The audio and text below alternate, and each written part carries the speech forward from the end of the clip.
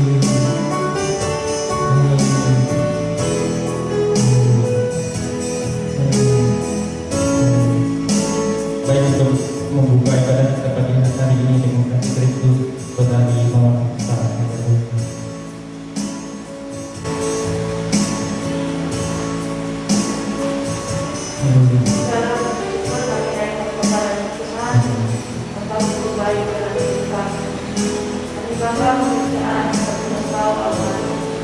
Pagi hari ini kami boleh ada di depan Tuhan.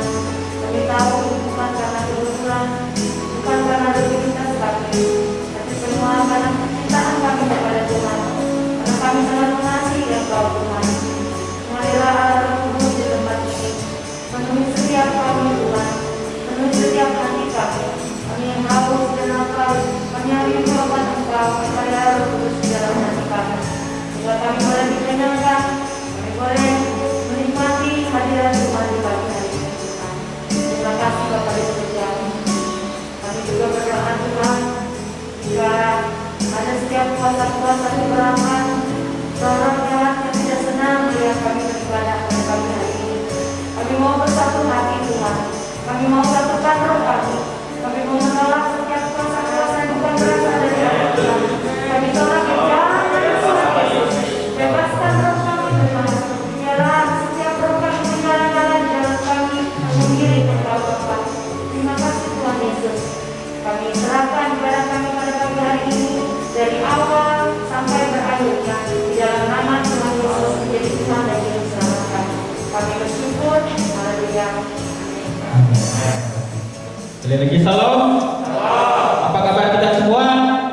Haleluya. Beri tepuk tangan buat Tuhan kita. Haleluya. Haleluya. Biar kita sama-sama bersyukur ya, di mana penyertaan Tuhan luar biasa atas setiap pribadi kita, atas keluarga kita, sehingga sepanjang tahun 2020 bahkan pada saat ini kita ada dengan sehat. Itu semua karena kemurahan, berkat dan bimbingan Tuhan atas hidup kita. Baik, pada saat ini kita akan bersorak-sorai memuliakan nama Tuhan. Saya undang kita semua untuk bangkit berdiri, kita angkat pujian kita yang mengatakan Dia lahir untuk kami, Dia mati untuk kami. Haleluya.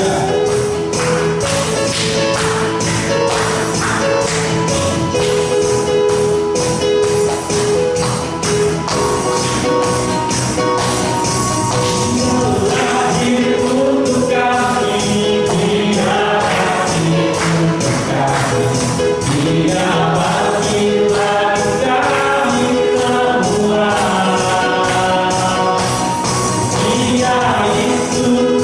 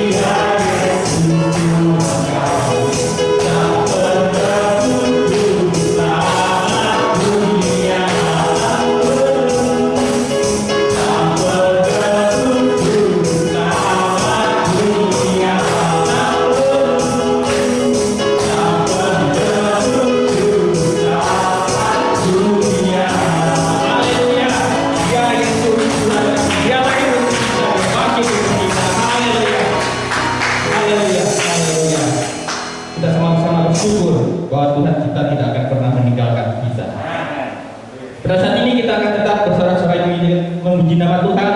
Kita akan bergoyang ya di hadapan Tuhan. Kita akan lagi pujian kita yang mengatakan, ku kasih kau dengan kasih Tuhan. Haleluya. Haleluya.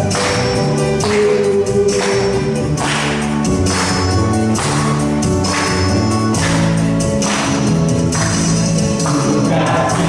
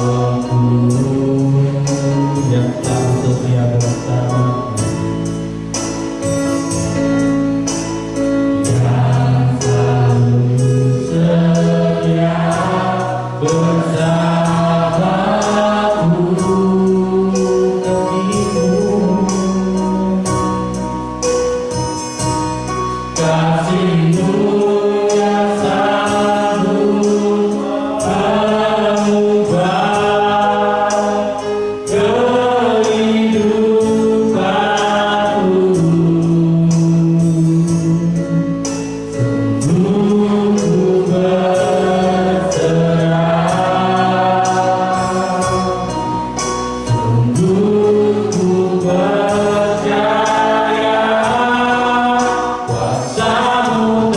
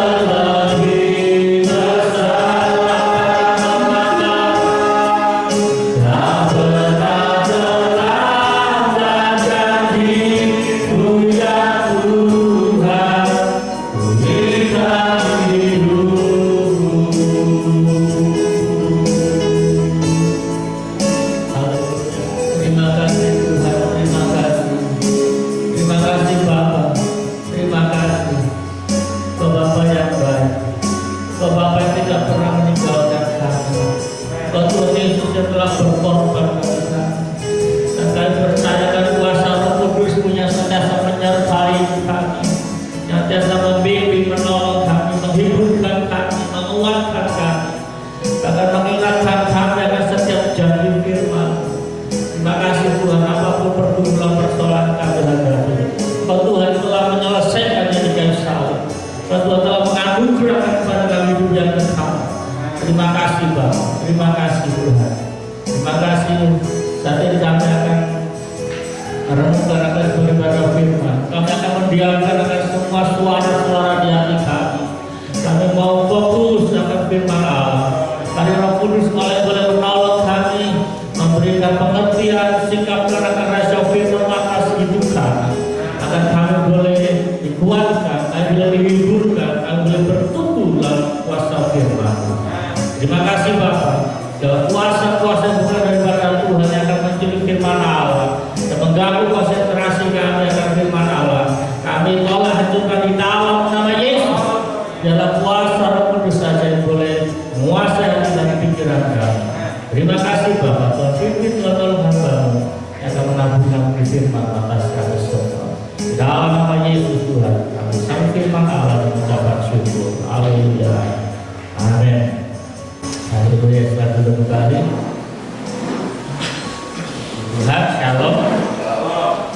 Ya Tuhan, kita bersyukur pada pagi ini kita boleh kembali berjumpa dalam ibadah kita. Kita bersyukur Tuhan memberikan kesempatan bagi kita untuk kita boleh memasuki bulan Desember. Meskipun bulan Desember kita tahun ini ada banyak hal yang berbeda. Tadi saya ngobrol dengan Radian, biasanya kalau sudah tanggal 6 ini undangan baik tertulis maupun melalui WA itu sudah numpuk ya. Tetapi sampai hari ini belum ada satu undangan Natal. Kita tahu bahwa ini juga karena pandemi yang masih sifatnya dinamis. Bahkan kemarin saya dikagetkan pada tanggal 3 Desember bagaimana terjadi lonjakan yang cukup tinggi, di mana terkonfirmasi sekitar 8.369. Dulu waktu kita dengar sudah tembus 2.000 itu wow, sekarang tembus 8.000 lebih.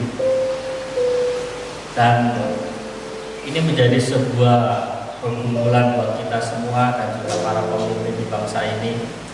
Dan biarlah Natal tahun ini ya kan, tetap kita pasang pohon Natal, suasana Natal, cuma dalam suasana yang boleh dikatakan sederhana, ya kan? Tanpa kita merayakan perayaan Paskah atau perayaan Natal dengan luar biasa seperti tahun-tahun yang dulu.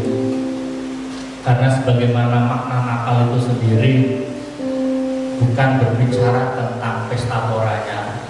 Natal bukan berbicara tentang kado-kado yang luar biasa secara materi atau secara jasmani, tetapi Natal berbicara tentang misi agung Allah.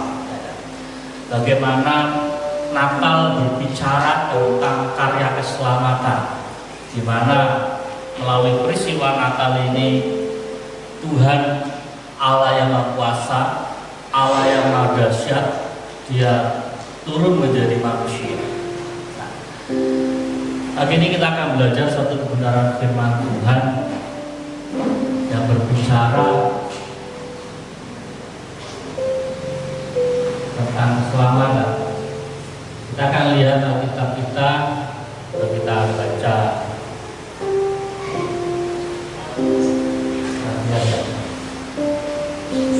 di dalam Kisah Para Rasul pasal yang keempat ayat yang ke-12. Di sini dikatakan, dan keselamatan tidak ada di dalam siapapun juga selain di dalam Dia, sebab di bawah kolong langit ini tidak ada nama lain yang diberikan kepada manusia yang olehnya kita dapat diselamatkan. Saya baca sekali lagi untuk kita semua, dikatakan, dan keselamatan tidak ada di dalam siapapun juga selain di dalam Dia, sebab di bawah kolong langit ini tidak ada nama lain yang diberikan kepada manusia yang olehnya kita dapat diselamatkan. Bapak saudara sekalian, berbicara tentang keselamatan kekal, ini menjadi sebuah kebutuhan dasar bagi umat manusia. Beberapa hari yang lalu,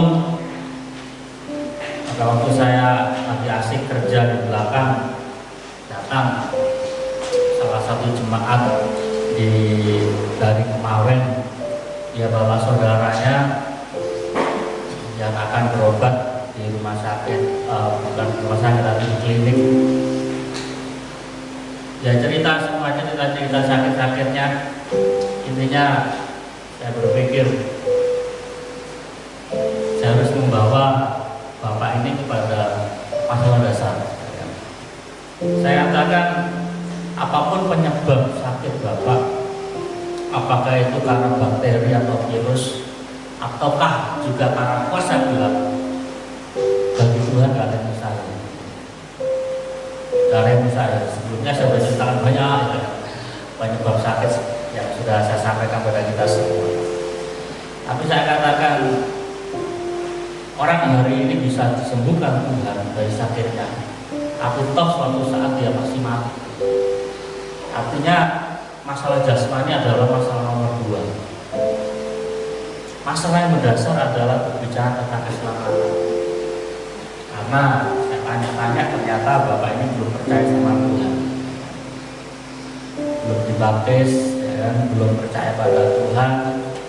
Dan kesempatan saya sampaikan ayat ini juga, bahwa di bawah kolong langit tidak ada nama yang diberikan kepada manusia yang dia beroleh keselamatan. Kesempatan yang baik untuk menyampaikan kebenaran firman Tuhan. Bapak saudara sekalian, Natal berbicara tentang sebuah misi agung Allah, di mana karya Allah yang besar dinyatakan bagi umat manusia. Saya katakan pada Bapak itu, pertanyaannya sederhana, mengapa Allah yang Maha Kuasa untuk misi keselamatan umat manusia, Allah tidak turun langsung dari langit beserta dengan bala tentara surga, kemudian ngomong, ya kan, hai manusia, percayalah kepada. Sederhana kan, kalau Allah mau. Tetapi kalau Allah bertindak seperti itu, bisa jadi manusia percaya karena terpaksa, karena takut. Allah Maha Besar. Saudara nanti bisa baca dalam kitab Wahyu. Dalam situasi seperti itu pun Alkitab katakan ada kelompok manusia yang memberontak kepada Allah. Saudara bisa baca kitab Wahyu pasal 1 sampai pasal 21. Pada saat Allah menyatakan dirinya dalam kemahakuasaan seperti itu, masih ada orang juga yang memberontak kepada Tuhan. Dahsyat ya. Tetapi Allah mengambil peristiwa Natal supaya Allah dapat berbicara dalam bahasa manusia. Allah mengambil wujud manusia supaya bisa berbicara langsung. Nanti kita lihat dalam beberapa ayat bahwa Allah kita adalah Allah yang kudus, yang tidak mungkin manusia ini bisa masuk mendekati Allah. Nanti kita lihat bahwa pada saat umat Israel ini di dalam keberdosaannya dan Allah memanggil Musa, Alkitab katakan bahwa mereka melihat gunung Sinai itu gunung yang berapi, yang tidak mungkin mereka bisa mendekat. Nah, dalam posisi yang seperti itu, tidak mungkin manusia ini mendekati Allah. Satu jawabannya, mati, hancur. Tetapi Allah mengambil wujud sebagai manusia supaya manusia bisa dekat tanpa mengalami kehadiran. Allah mengambil wujud posisi dalam sebagai manusia supaya Allah bisa berdialog langsung, menyampaikan kabar keselamatan, menyampaikan tentang kerajaan Allah. Dan pada saat manusia ini percaya pada Tuhan, percayanya bukan karena terpaksa, tetapi percaya karena sebuah kesadaran, percaya karena sebuah panggilan pribadi. Ya, saya percaya Tapi saudara sekalian,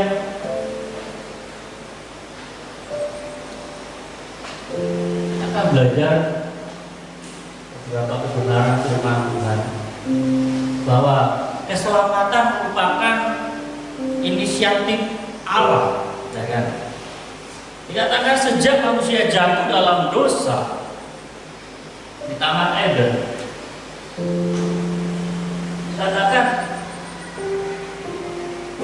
komunikasi atau hubungan manusia dengan alam terputus, ya kan? Pada saat Allah melihat bahwa manusia sudah dikatakan sudah hampir, bukan hampir, tetapi sama dengan Allah tentang pengetahuan yang baik dan jahat.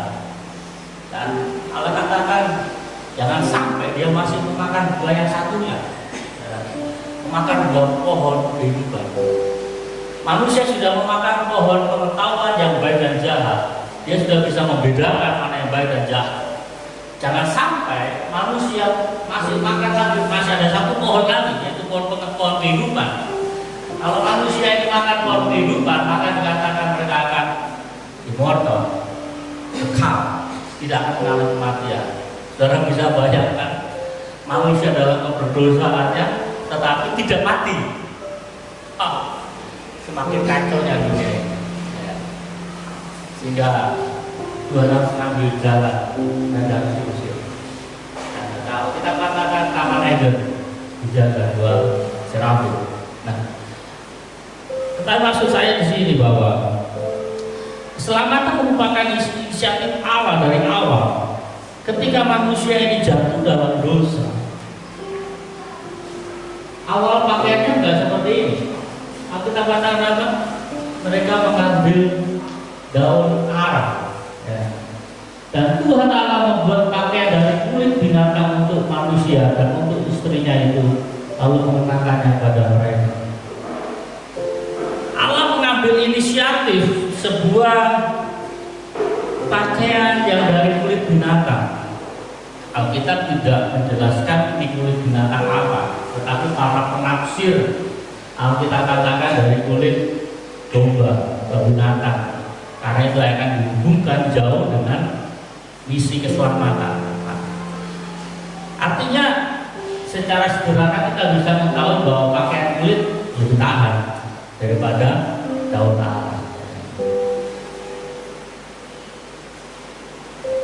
Pada saat Tuhan memberikan pakaian dari kulit, pertanyaannya sederhana, apakah binatang itu tidak mengeluarkan darah? Apakah binatang itu tidak mati?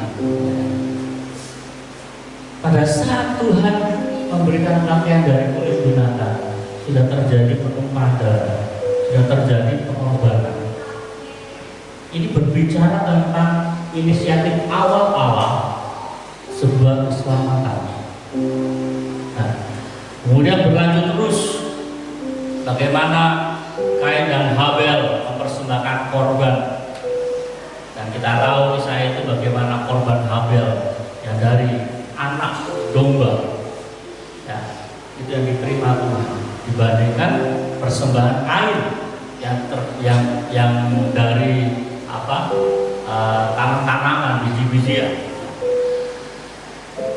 Kemudian berkembang terus pengorbanan terus dikerjakan dari zaman Nuh, kemudian zaman nabi-nabi lainnya, dan misi Allah terus berkembang menjadi sebuah hukum Taurat. Tujuannya semuanya adalah untuk menyelamatkan manusia, membimbing manusia untuk dekat dengan Tuhan. Tetapi apa? Tidak maksimal, ya kan? Karena semuanya itu dilakukan dengan kekuatan manusia, ya kan? Manusia diberikan hukum peraturan supaya hidup suci, tetapi Rasul Paulus katakan justru karena peraturan itu maka manusia semakin banyak dosanya. Lu kok bisa Pak? Contohnya seperti ini, sering saya sampaikan dulu sebelum ada peraturan wajib helm, ya. Saudara naik motor nggak pakai helm nggak dilarang. Tetapi justru setelah ada peraturan wajib helm, saudara naik motor nggak pakai helm, saudara ditilang, saudara melanggar. Tambahkan pelanggarannya Dan hari ini juga saudara berani naik motor pakai helm tapi nggak pakai masker, ditilang juga, ya kan? Ada peraturan. Peraturan tidak membuat manusia menjadi lebih baik, tetapi dengan banyaknya peraturan membuat manusia semakin jatuh dalam dosa. Sehingga peristiwa Natal yang terjadi, manusia nggak bisa dengan kekuatannya sendiri untuk dekat dengan Tuhan.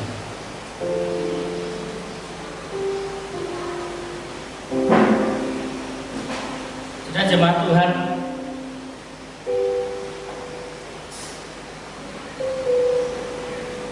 Yakobus pasal 1 ayat 12.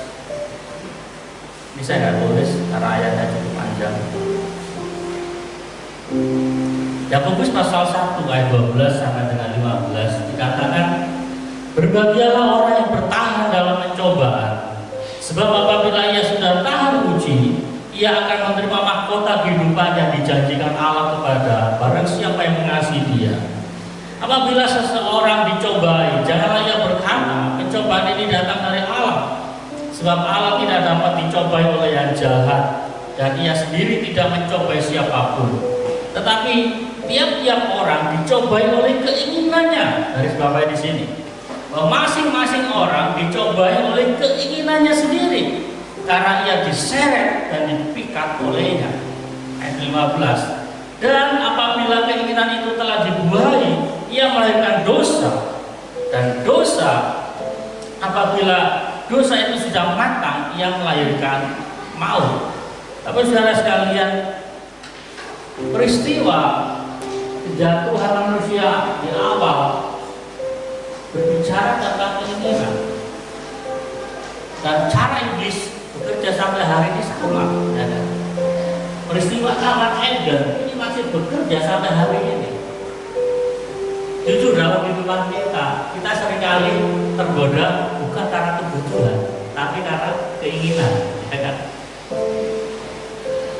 Sudah punya HP 1, datang promo, ya kan? Ingin, akhirnya di rumah HP numpuk, ya kan? Bukan kebutuhan, tapi keinginan. Pada saat iblis dalam wujud ular, ya kan, dalam wujud ular berbicara pada Hawa, kita menyimpulkan, lalu dilihatlah oleh Hawa. Wow, menarik. Namanya promo itu menarik, saudara. Sama juga pada saat iblis menawarkan tentang buah pohon pengetahuan yang baik dan jahat, menarik. Iblis jagonya sales, dia jago memberikan promo, sehingga Hawa tergoda. Dan anehnya, Adam, dia yang mendengar langsung firman Tuhan tentang larangan-larangan buah ini, dia langsung telan aja. Dia tidak melakukan pencegahan. Ini memberitahu kepada kita bahwa bahayanya kalau saya dan saudara pada saat mendengar firman tidak mendapatkan rema. Mengapa yang iblis goda itu Hawa, bukan Adam? Karena yang menerima langsung firman itu Adam, bukan Hawa. Hawa bisa jadi dapat informasi dari Adam, ya. Tapi yang mendengar firman langsung itu Adam. Yang mendapat rema dari Tuhan itu Adam. Dan iblis tahu, jadi Hawa ini hanya dengar dari Adam. Ya, oke, itu masa lalu sudah ribuan tahun yang lalu. Tetapi yang penting hari ini, jangan sampai oleh karena keinginan kita hal yang sama yang bisa berbicara, jangan menggoda saudara. Dan kalaupun kita jatuh karena keinginan kita, firman Tuhan katakan tadi apa?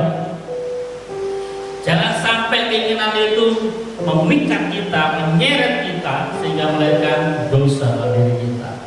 Kalaupun kita sudah jatuh dalam dosa, kita harus cepat menyelesaikan di hadapan Tuhan. Jangan menyembunyikan dosa itu, jangan menyimpan dosa itu sehingga dosa itu menjadi matang. Permasalahan manusia adalah dia malu untuk mengakui akan segala kejahatan. Permasalahan manusia adalah dia malu untuk mengakui kejahatannya. Permasalahan manusia pada umumnya adalah malu untuk terbuka di hadapan Tuhan.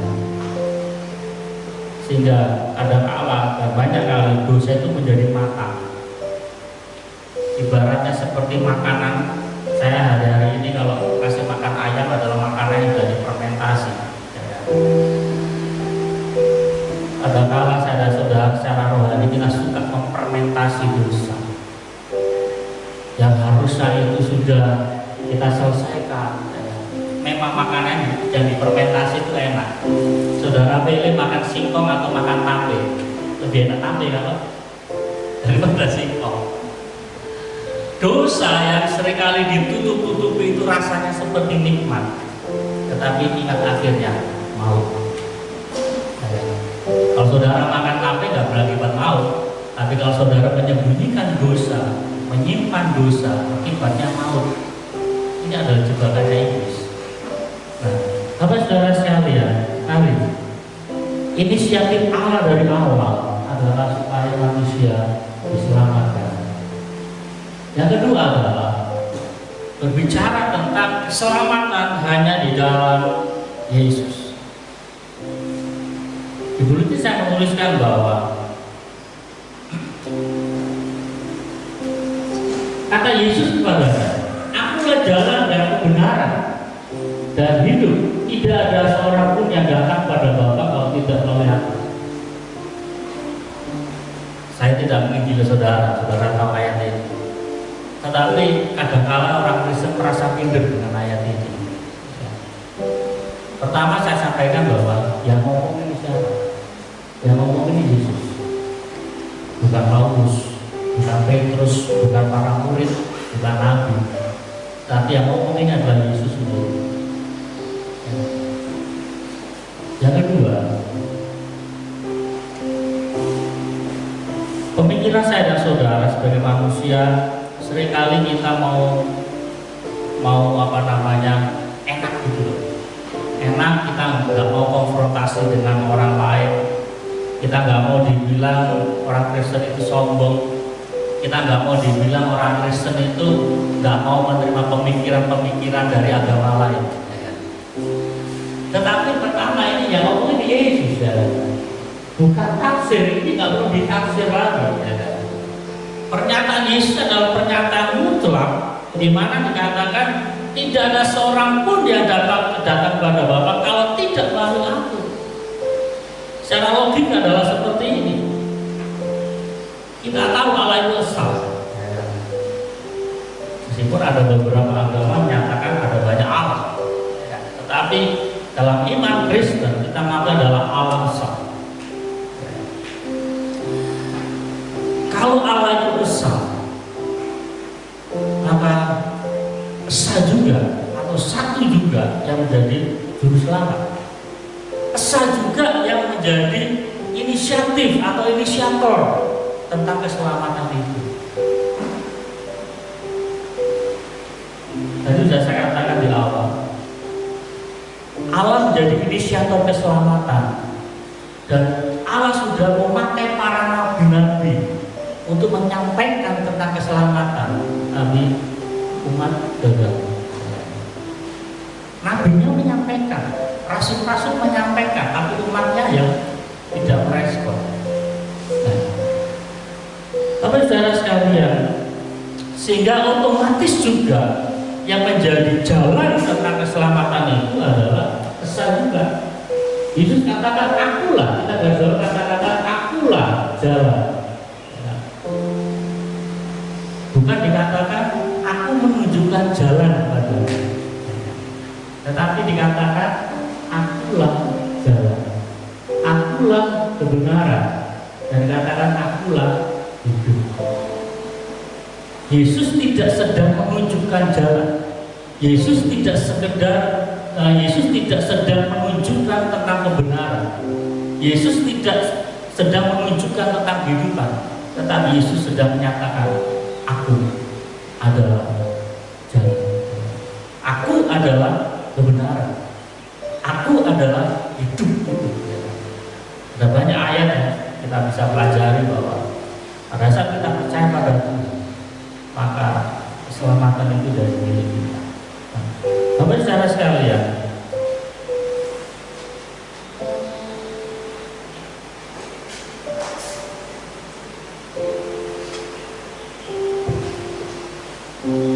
dalam berikutnya saya katakan dosa menjadi penghalang antara manusia dan Allah.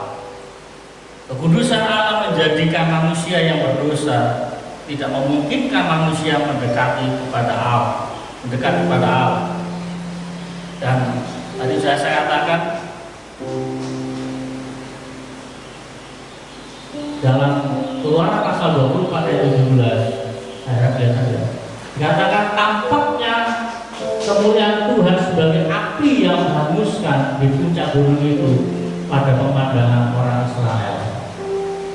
Jadi ini dalam perjanjian lama, nanti kita dalam perjanjian baru pernyataannya seperti apa. Dalam perjanjian lama, dalam pandangan mata jasmani orang Israel, pada saat mereka melihat gunung Sinai, api yang membara. Jadi tidak mungkin orang Israel atau umat manusia dapat mendekati Tuhan.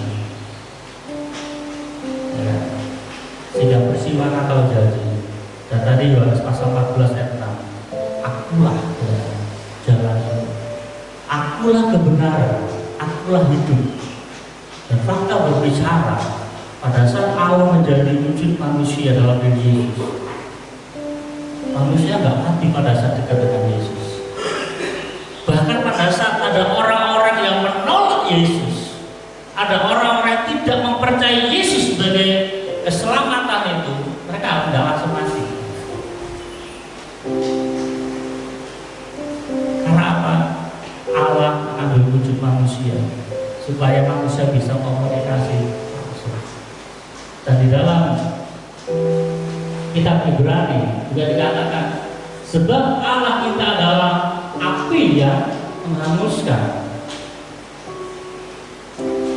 Ayat ini adalah pernyataan daripada penulis Ibrani, ya.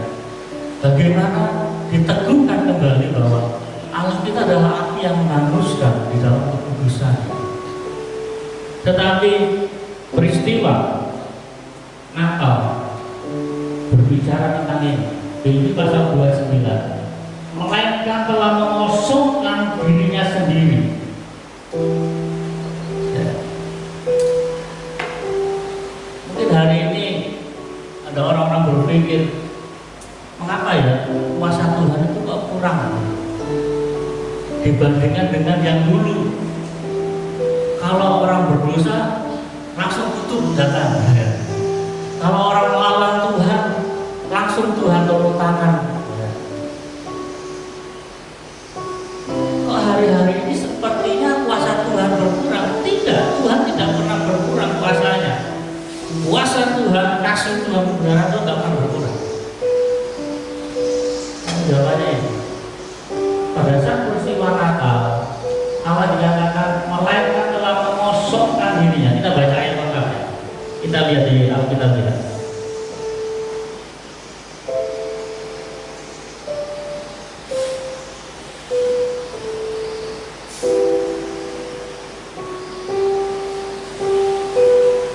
Filipi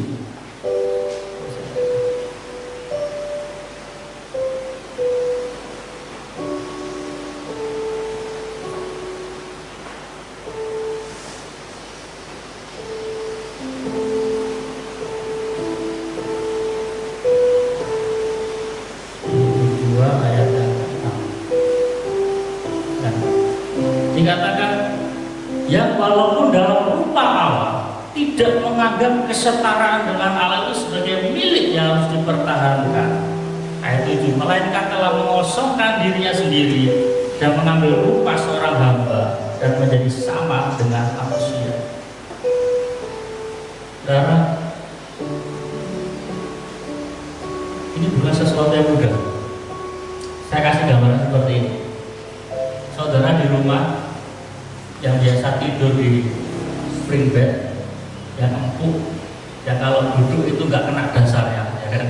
Ya kalau baring saudara, badan saudara nggak kena masih mentul-mentul. Kemudian nanti malam saudara coba tidur di tikar.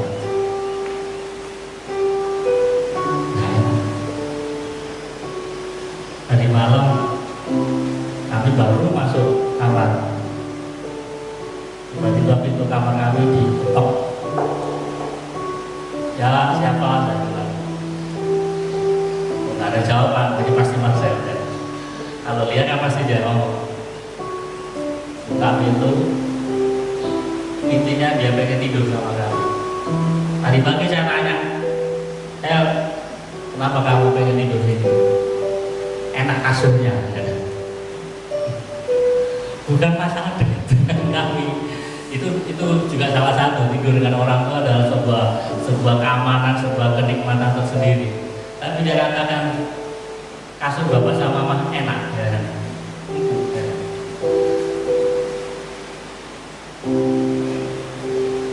Allah yang Maha Kuasa tinggal di surga tanpa dosa, tanpa ada kejahatan di dalamnya.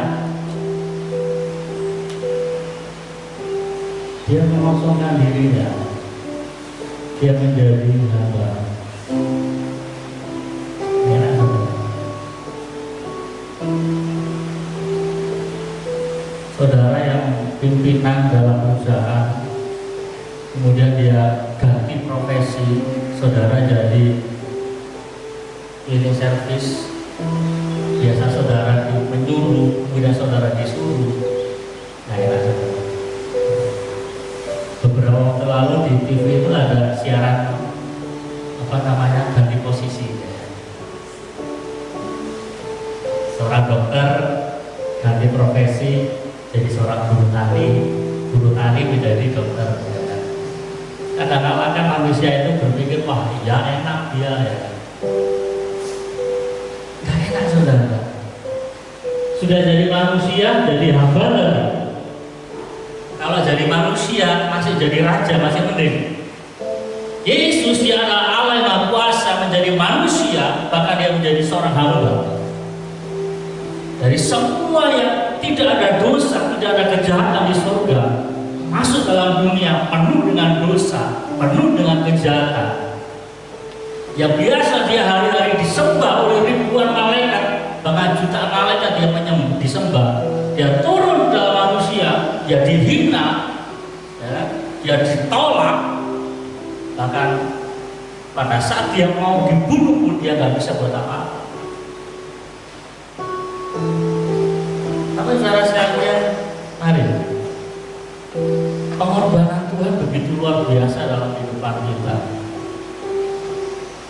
Ini berbicara tentang bagaimana karya Allah yang besar dalam kehidupan kita. Oleh karena itu mari apapun situasi kita, mari kita pertahankan keselamatan kita, khususnya kita yang masih muda-muda. Seringkali saya banyak berbicara pada pemuda, ayo apapun situasinya, pertahankan iman. Sebab tidak sedikit orang-orang muda yang meninggalkan iman. Mereka melupakan akan pengorbanan Tuhan yang besar.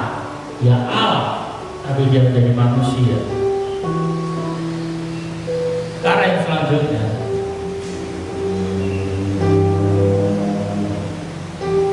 diselamatkan hanya oleh iman. Kalau saudara sekalian, semua manusia punya hati nurani. Semua. Apakah dia orang beragama atau tidak? Bahkan sebelum muncul agama-agama, manusia punya hati nurani. Sejahat apapun manusia itu, dia punya hati nurani. Dan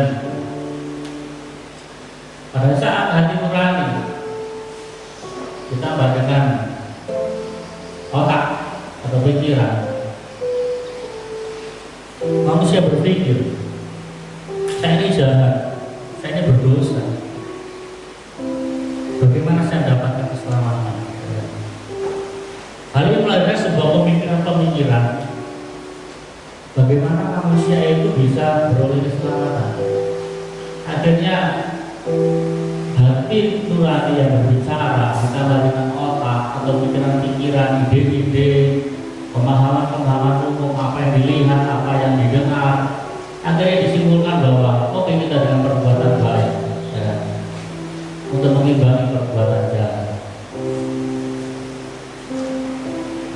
berpikir kalau saya nggak mungkin dosa saya diampuni terlalu banyak, ya oke lah, minimal diimbangi dengan perbuatan lain. Tapi pertanyaannya, apakah mampu? Apakah sanggup perbuatan baik kita mengimbangi dosa kita? Pada saat kita lahir, kita sudah ada budi dosa dan kita sudah mulai berbuat dosa. Tanpa kita diajari berbuat dosa, kita sudah bisa berbuat dosa. Tanpa kita diajari berbohong, kita sudah bisa berbohong. Tanpa diajari kita mencuri, kita sudah bisa mencuri. Kemudian pada saat kita besar, kita dewasa, kita bisa membedakan hitam dan putih. Berpikir, ayo berbuat baik. Apakah sanggup? Kalaupun kita sudah bisa membedakan hitam dan putih, salah atau benar, jujur kadang-kadang kita juga masih terus jalan terus, nggak sanggup. Nah, ini pemikiran manusia pada umumnya, dan ini juga ada dituangkan oleh beberapa agama-agama di dunia. Tetapi kekristenan nggak seperti itu. Efesus pasal 28 dikatakan, sebab karena kasih karunia kamu diselamatkan. Situ dulu. Kita diselamatkan oleh karena kasih karunia. Artinya apa? Kita diselamatkan karena pemberian. Kita diselamatkan pemberian. Pertanyaannya adalah, kita menerima pemberian keselamatan itu atau tidak? Dan kita katakan, kalau kita menerima kasih karunia ini hanya oleh karena iman. Pada saat kita dengar firman Allah, saat kita merenungkan firman Allah, ya Tuhan, saya terima janji. Karena iman, kita belum menerima realisasinya. Surga kita belum pernah datang kan? Tapi kita percaya pada Yesus, itu iman. Jadi saya katakan bersyukur kalau memang kita dilahirkan dari keluarga Kristen. Tapi jangan cukup puas di situ. Saudara harus menumbuhkan iman. Jangan sampai kekristenan kita adalah kekristenan keturunan. Biarlah kekristenan kita adalah kekristenan karena iman kita pada Yesus.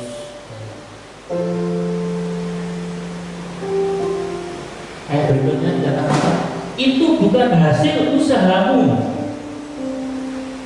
tetapi pemberian. Mari Bapak saudara sekalian,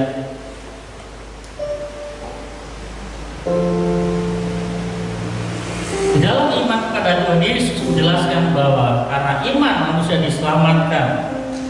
Ketika manusia beriman kepada Yesus, maka Allah dalam pribadi Roh Kudus tinggal dalam diri manusia, dan melalui pertolongan Roh Kudus manusia itu diubahkan perilakunya yang jahat menjadi perilaku yang baik. Bahkan kecenderungan manusia yang jahat dapat menjadi kecenderungan berbuat apa yang baik dan berkenan kepada Allah. Ada nggak saudara sekalian? Saya hanya sifatnya pengulangan aja. Kalau kita diselamatkan bukan karena perbuatan kita atau usaha kita, bukan berarti kita berhenti berbuat baik. Tetapi konsepnya dibalik. Kalau konsep yang pertama tadi kan, kalau ini berbuat baik dulu, baru diselamatkan, ya kan? Padahal sama-sama belum terima surga loh ini. Ini kan sama. Konsep ini kan juga sama, belum masuk surga, belum melihat surga, ya kan? Masih bersifat teori. Apalagi ini teori kan teori manusia, ya kan? Orang punya konsep saya berbuat baik, saya banyak amal dengan harapan nanti masuk surga. Perbuatan baik sebagai penyeimbang. Tetapi dalam iman Kristen, kita dengan iman dari bawah ini, kita bukan harapan, tapi dengan iman kita diselamatkan. Nah, wujud daripada atau buah daripada keselamatan itu, tadi saya katakan, yang saudara bisa baca di buletin, bahwa pada saat seseorang menerima Allah dalam kehidupannya, maka Yesus tinggal dalam dirimu. Yohanes pasal 15 ayat 5 sampai 7 itu kita seperti cara menjadi cangkokkan dalam pokok. Kita tinggal di dalam Tuhan dan Tuhan di dalam diri kita. Adalah sesuatu yang otomatis. Kalau cara itu tinggal melekat pada pokok, otomatis dia akan berbuah. Gak usah dipaksa, ya. Otomatis dia akan berbuah. Hal yang sama juga kalau saya dan saudara tinggal melekat dengan Tuhan, maka otomatis kita akan berbuat baik. Otomatis kita akan menjauhi dosa. Itu otomatis. Gak usah saya katakan itu dosa, gak boleh, gak perlu. Otomatis seorang Kristen yang melekat dengan Tuhan, dia akan menjauhi dosa. Otomatis. Pertanyaannya, bagaimana orang Kristen yang masih terus berbuat dosa? Saudara bisa jawab sendiri. Bisa jadi Kristus tidak melekat dalam dirinya. Bisa jadi hidupnya tidak melekat dengan Tuhan. Masih ada konsep-konsep lama. Seperti yang sudah sampaikan minggu lalu, Efesus pasal 4 ayat yang ke-23. Pikiran yang belum diperbarui. Efesus ini saudara lihat dalam Alkitab Efesus pasal 4 ayat 21 sampai 23. Pada saat kita mendengar tentang Dia, kita mendengar tentang Kristus, harus ada yang diperbarui, yaitu apa? Pikiran dan roh kita. Dua bagian ini harus diperbarui. Tidak cukup roh kita diperbarui, kita bisa menyembah Tuhan, tapi kalau pikiran nggak diperbarui, percuma. Kehidupan kita akan jadi batu sandungan. Kita menyembah Tuhan di gereja, tetapi keluar kita jadi batu sandungan. Mari saudara sekalian, saya tidak banyakkan lebar firman Tuhan. Dan ayat terakhir kita dikatakan Markus pasal 16 ayat 16. Siapa yang percaya dan dibaptis akan diselamatkan, tetapi siapa yang tidak percaya akan dihukum. Bukti daripada iman kita pada Kristus adalah sebuah baptisan sebagai wujud, dan diharapkan juga ini hanya sebagai gambaran tentang sebuah keselamatan, dan diharapkan juga ada sebuah implementasi atau buah-buah dari orang yang sudah dibaptis. Apalah gunanya sebuah baptisan kalau tidak menghasilkan buah? Mau 1000 kali kita dibaptis, mau dengan cara diselamkan di Sungai Barito, bahkan mau diselam di Sungai Yordan, kalau kita tidak menghasilkan buah tentang pertobatan kita, menjadi disampaikan oleh Rasul yang saya Yohanes Pembaptis, dikatakan hasilkanlah buah-buah sesuai dengan pertobatan. Segala sesuatu harus berbuah. Mari Bapak Saudara sekalian, saya tidak panjang lebar firman Tuhan, biarlah berita Natal yang memiliki misi tentang keselamatan hati itu tertanam dalam diri kita, meresap dalam diri kita, dengan harapan mari kita semakin sungguh-sungguh dengan Tuhan. Apapun persoalan pergumulan kita hadapi, percaya bahwa Tuhan sambil menolong kehidupan kita. Mari kita tundukkan kepala, kita berdoa. Terima kasih Tuhan untuk firman Allah yang boleh kami renungkan bersama-sama. Berita Natal mulai dikumandangkan di alam ini. Natal bukan berbicara tentang pesta-pora.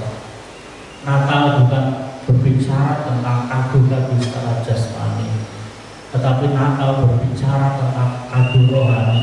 Bagaimana misi agung Allah, kuasa Allah yang besar itu nyata atas kehidupan umat manusia. Engkau Allah yang Maha Kuasa rela mengosongkan diri untuk kau menjadi seorang hamba manusia. Tidak ada suatu pengorbanan yang besar.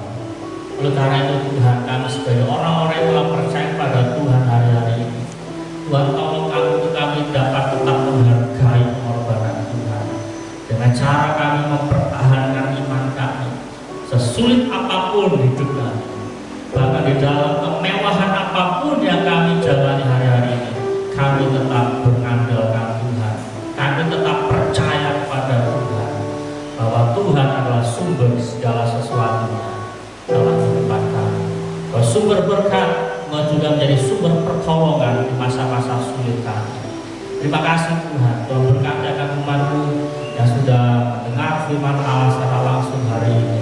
Dan Tuhan juga berkati umat-Mu yang akan menyaksikan akan siaran daripada ini. Tuhan tolong, biarlah kami semua boleh bertumbuh, kami boleh semakin kuat di dalam iman kami pada Tuhan.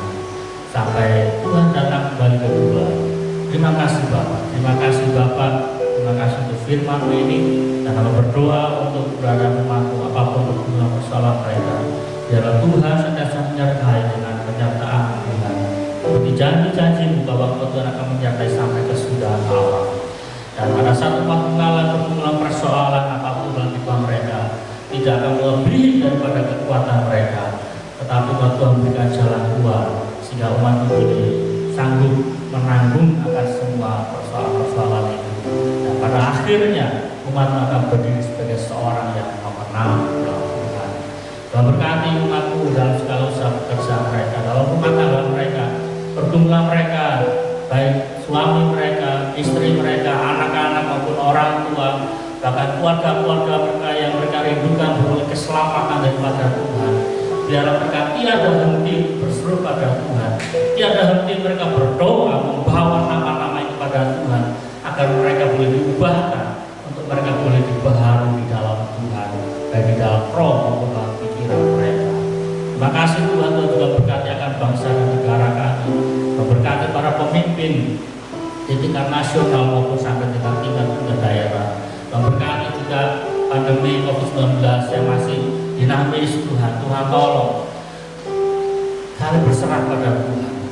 Kami akan percaya bahwa Tuhan adalah sumber dari segala solusi atas setiap persoalan yang kami hadapi. Tuhan kalau berikan hikmat, Tuhan berikan pengetahuan yang tepat bagi umat manusia dan mereka boleh menerima akan hikmat daripada Tuhan untuk mengatasi akan masalah pandemi ini. Terima kasih Bapak, buat Tuhan yang mengizinkan segala sesuatunya terjadi di muka bumi, buat Tuhan yang memiliki kontrol yang kuat atas bumi. Terima kasih Tuhan, ampunikan segala dosa dan pelanggaran kami umat manusia, sehingga kami mengalami segala sesuatu yang buruk dalam kehidupan kami. Tuhan tolong akan para pemimpin-pemimpin di bangsa ini. Tuhan tolong juga para pemimpin-pemimpin di bangsa-bangsa lainnya, untuk mereka boleh menyerah kepada Tuhan, untuk mereka boleh bergantung pada Tuhan. Terima kasih Bapak, Tuhan berkati akan setiap anak-anak Tuhan yang memiliki posisi yang penting di dalam penyelesaian masalah pandemi. Tuhan tolong mereka, pakai mereka Tuhan, pakai mereka Tuhan, pakai mereka menjadi yusuf-yusuf untuk menjadi solusi atas setiap masalah yang ada. Tuhan pakai mereka menjadi seperti Daniel yang berbicara tentang suara Tuhan pada para raja-raja. Tuhan tolong, biarlah kemuliaan Allah Tuhan nyatakan atas muka bumi. Terima kasih Tuhan. Saya juga berdoa untuk gereja-gereja Tuhan di bulan Desember ini. Kalau ada gereja-gereja yang merasa terpaksa untuk tidak merayakan Natal, biarlah itu merasa terpaksa, tetapi sebagai sebuah cara untuk kami boleh merayakan Natal dengan kesederhanaan kami. Tuhan tolong, biarlah Natal tidak terfokus pada perkara-perkara lahiriah semata, tetapi bagaimana gereja-gereja Tuhan terus mengimplementasikan Natal bagi sesama dengan cara yang daripada Tuhan. Terima kasih Bapak, terima kasih Tuhan, kami yang percaya bahwa Tuhan tidak pernah meninggalkan kami. Ini Tuhan bukan ucapan syukur kami yang disempurnakan dengan doa yang Tuhan ajarkan ke setiap orang-orang percaya. Bapa kami di surga, kuduskanlah nama-Mu, datanglah kerajaan, jadilah kehendak-Mu di bumi seperti di surga. Berikanlah kepada hari ini makanan kami secukupnya, dan ampunilah kami akan kesalahan kami, seperti kami juga mengampuni orang yang bersalah pada kami. Dan jangan bawa kami dalam pencobaan, tapi lepaslah kami daripada jahat, karena Engkau yang punya kerajaan dan kuasa dan kemuliaan sampai selama-lamanya. Amin. Mari kita berdoa Tuhan segala berarti malam berkat dari Tuhan Yesus Kristus.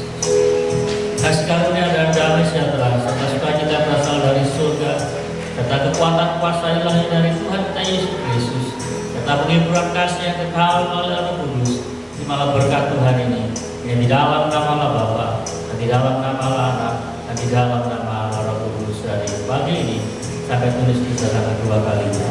Bapa, terima kasih.